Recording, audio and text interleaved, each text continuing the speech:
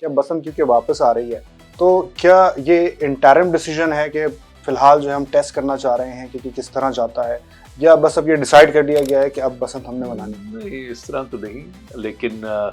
ظاہر ہے اس کو ضرور ٹیسٹ آؤٹ کیا جائے گا، اور اس میں تو جیسے میں نے کہا دو ٹوک ہے کہ کرنی ہے، لیکن یہ بھی نہیں کہ ہم نظر انداز کر سکتے کوئی بھی حکومت کے اس میں جو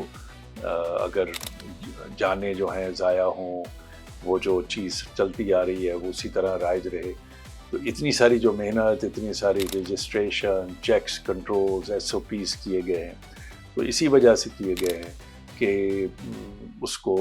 ختم کیا جائے، اس مسئلے کو، یا کم از کم منیمائز ہو جائے. اور جو لوگ ہیں یہ ان کا بھی ایک کردار اور ٹیسٹ کیس ہے نا، صرف حکومت کا تو نہیں ہے.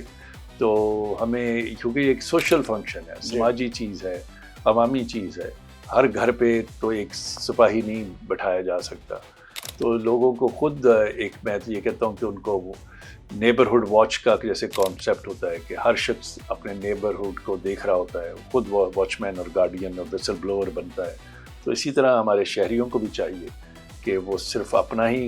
کردار اور ٹھیک نہ رکھیں، بلکہ ارد گرد بھی نگاہ رکھیں کہ اگر کوئی ایسی ڈور دیکھتے ہیں، کوئی ایسی حرکت دیکھتے ہیں تو ضرور اطلاع دیں، ان کو روکیں. اور صرف دیکھیے،